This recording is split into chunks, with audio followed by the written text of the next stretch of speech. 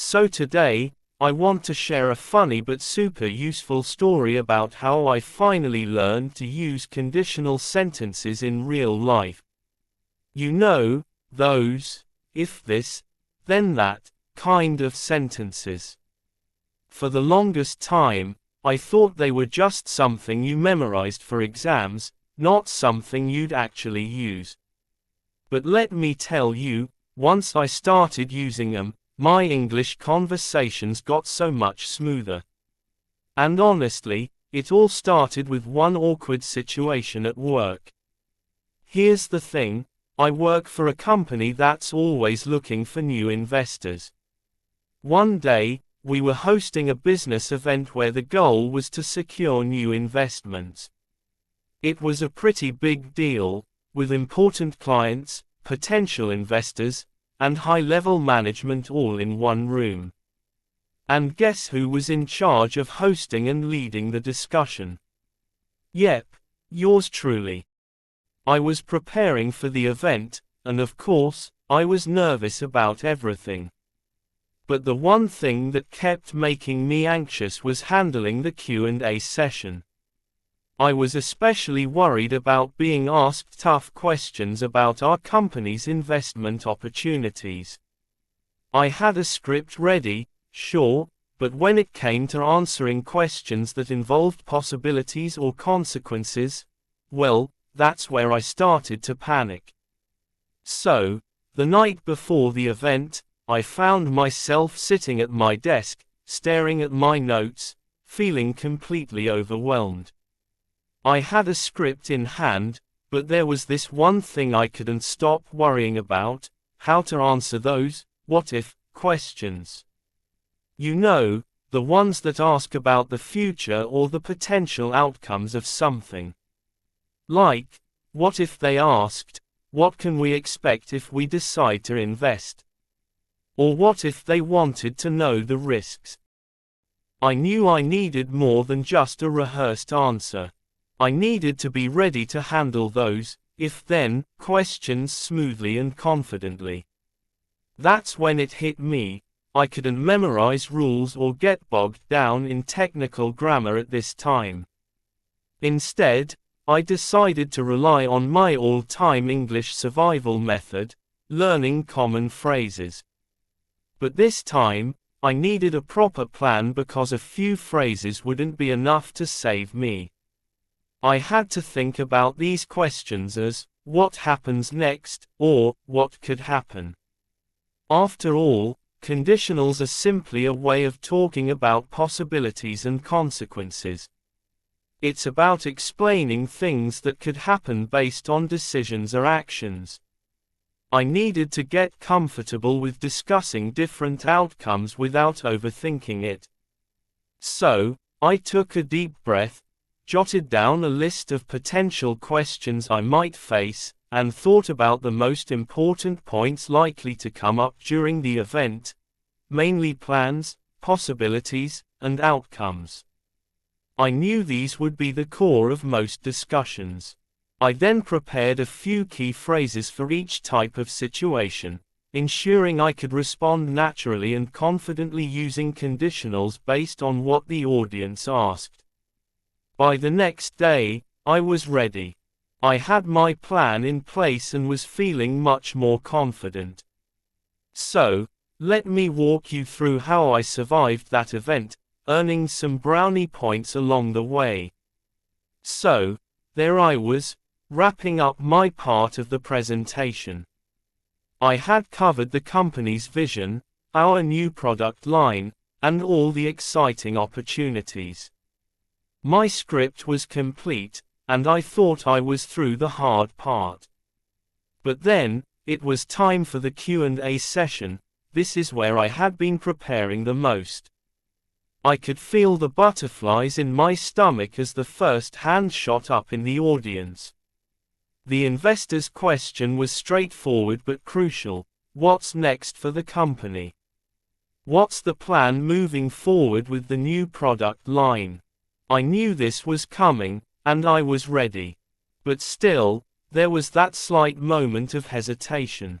I had a general idea from my manager about the future direction, but I needed to phrase it in a way that sounded confident, clear, and most importantly, professional. And here comes scenario 1 of my list, making plans. To answer the question, I used the phrase, if we move forward with this plan, we'll. So, I took a deep breath, remembered my preparation, and replied, if we move forward with this plan, we'll see a significant increase in revenue. And just like that, the words came out, and the investors seemed satisfied. It wasn't just about the answer itself, it was about how I delivered it. The simplicity of the conditional made the message clear and confident. When it comes to explaining what happens next or what the plan is for the future, conditionals are your best friend. It's all about showing the logical sequence of actions. If one thing happens, then something else will follow. This approach makes your response sound well thought out and professional. You can use this structure in many situations, whether you're talking about company goals, personal plans, or even future steps in any project. For example, in a personal goal, you could say, if I move forward with my fitness plan, I'll be in better shape by the end of the year. But is this the only phrase you could use for making plans? No. There are other phrases you can use in daily life that work just as well in different situations. For example, if we go ahead with this, we'll, is a great way to express your readiness to take the next step. You might say, if we go ahead with cleaning the house now, we'll be all set before the guests arrive. It's a simple, direct way to move forward with a plan. Another useful phrase is, if everything goes as planned, we'll. This is perfect when you want to acknowledge that things might not go perfectly but still keep things positive. For instance, if everything goes as planned, we'll finish the project by the deadline. It shows confidence while being realistic about potential challenges. And, if we stick to the plan, we'll, is a great phrase when you want to ensure that things stay on track. You could say, if we stick to the plan, we'll get to the concert on time. Or, if we stick to the plan, we'll have the groceries ready for the barbecue tonight. It helps keep everyone aligned and reassures them that things are moving in the right direction. These phrases are really helpful in making your plans clear and giving a sense of direction, whether for work, personal goals, or everyday activities. Next up, an investor asked about the potential outcomes if they decided to invest. This question caught me off guard for a moment. I didn't have a specific figure or guarantee ready, but I quickly realized this was an opportunity to explain what could happen, not what would happen. Here comes scenario 2 of my list, expressing possibilities. To answer the question, I used the phrase, if you decide to, you could. I responded, if you decide to invest, you could potentially see a return of 10% by the end of the year. This approach was perfect because it allowed me to provide a realistic picture of the potential outcome without making promises. I didn't want to overcommit, but I wanted to show that there was a clear possibility of positive results. By using the word could, I expressed the potential without guaranteeing anything, which felt like the best way to approach the situation. You can use this phrase in many different contexts. For example, you could say, if you decide to wake up earlier, you could have more time to enjoy a peaceful morning. Or, if you decide to take a different route to work, you could avoid the traffic jam. Or, if you decide to go for a walk after lunch, you could feel more energized for the rest of the day. These phrases are useful for talking about possible benefits or positive outcomes based on decisions you make in daily life. Another common way to express possibilities is with the phrase structure, if you might, which highlights potential outcomes while leaving room for uncertainty. For example, if you study harder, you might pass the exam. Or, if you go for a walk, you might feel more energized. Or, if you ask for help, you might get the support you need. In these examples, you're showing what could happen as a result of an action, but you're not guaranteeing it. This is a useful way to talk about possible results without making firm promises. The next question came from another investor, and it was about outcomes. They wanted to know how certain decisions or actions, like investing or not investing, could impact the company's future. It was a chance to explain not just what might happen, but the actual consequences of conditions being met or unmet. Here comes scenario 3 of my list, explaining outcomes. To answer, I used the phrase, if you'll. I replied, if you skip this opportunity, you'll miss the chance to be part of a growing market. This allowed me to clearly state what would happen if they didn't act, tying the consequence directly to the condition of not investing. The cause and effect structure made my response sound logical and confident, giving the investors a clear picture of the potential outcome. This simple phrase works well because it connects the condition, skipping the opportunity, to a definite result, missing the chance to grow, making it easy to understand and persuasive in discussions about action and consequences. Another moment came when I needed to reflect on past challenges. I used the phrase, if we hadn't, we wouldn't. I said, if we hadn't adapted our strategy last year, we wouldn't have been able to maintain our market position.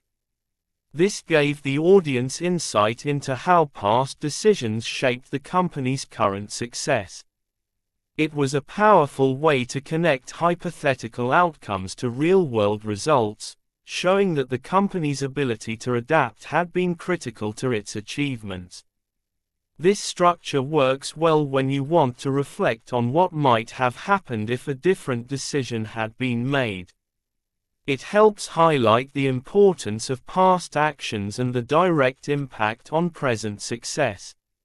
So, this is how I used conditionals in my answers during the Q&A session, all with the help of a few simple but effective phrases. Each one allowed me to explain plans, express possibilities, and outline outcomes clearly and confidently. It wasn't just about answering the questions, it was about using the right structure to connect actions with results in a way that everyone could understand. That said, it's not necessary for you to use only these structures. You can create your own and adapt them to fit your conversations naturally. The key is understanding the cause and effect relationship and expressing it in a way that feels authentic to you. Once you start practicing, you'll find that conditionals can easily become part of your everyday speech. And before ending this video, let me quickly recap the structures we discussed and show how you can use them with variations depending on the situation. For example, our first structure was, if we move forward with this plan, we'll. This is ideal for expressing plans that are likely to happen in the future. For example, if we move forward with planning the birthday party now, we'll have everything ready by Saturday. If the plan is still hypothetical or being considered, the structure changes to, if we moved forward with this plan, we would. This version works when you're imagining or evaluating a plan. For instance, if we moved forward with planning the birthday party, we would need to order decorations by tomorrow. If you're reflecting on a missed opportunity or talking about what could have happened, the structure changes to, if we had moved forward with this plan, we would have. This is for past plans that weren't executed. For example, if we had moved forward with planning the birthday party earlier, we would have avoided the last-minute rush. So, when expressing plans, use will for likely actions in the future. If we bake the cake today, we'll save time tomorrow. Use we would for hypothetical or tentative plans.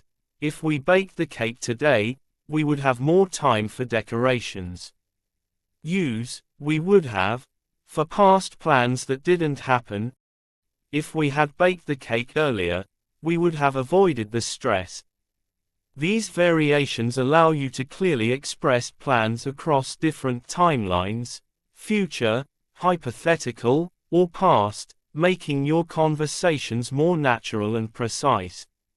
Now, let's talk about another structure we discussed. If you decide to, you could. This is great for expressing possibilities based on decisions. For example, if you decide to take the job offer, you could gain valuable experience. If the decision is still hypothetical or under consideration, the structure changes to, if you decided to, you could. This version works when you're imagining or thinking about a decision. For instance, if you decided to take the job offer, you could be living in a new city soon. If you're reflecting on a missed opportunity or what could have happened, you would use, if you had decided to, you could have. This is for past decisions that weren't made. For example, if you had decided to take the job offer, you could have had a completely different career path. These variations help you express possibilities based on decisions, whether they're real, imagined, or reflecting on the past, making your conversations sound more natural and precise. And lastly, let's talk about outcomes using the structure, if you, you'll. This is a simple and effective way to explain what will happen as a result of taking a specific action. For example, if you study hard, you'll pass the exam. This structure is ideal for explaining real and certain outcomes that will happen in the future based on a specific action. It's clear, direct, and easy to understand. If you're discussing a hypothetical or imagined scenario, where the outcome is not certain, you might use a structure like, if you studied, you'd, or, if you worked harder, you'd. This is for cases where the situation is imagined or being considered. And if you're reflecting on the past and what could have happened, you would use, if you had, you would have. This is for situations where something didn't happen, but you're explaining the possible result if it had. For example, if you had worked harder, you would have finished the project on time. And that's it for today's video. We've covered a lot about conditionals, how to use them in different situations to express plans, possibilities, and outcomes. Whether you're talking about future actions, imagining different scenarios, or reflecting on the past, conditionals help you communicate clearly and effectively. Remember, it's not just about following strict rules. It's about understanding the relationship between actions and their results. As you practice using these structures, you'll find that they become second nature in everyday conversations. So, keep experimenting with phrases like, if you decide to, you could, and, if we move forward with this, we'll, to make your speech more natural and dynamic. And don't forget, you can always adjust them to fit your context, whether you're speaking about you, I, or we. Thank you for watching. If you found this helpful, don't forget to like, comment, and subscribe for more tips. Keep practicing, and soon you'll be speaking with confidence, using conditionals like a pro.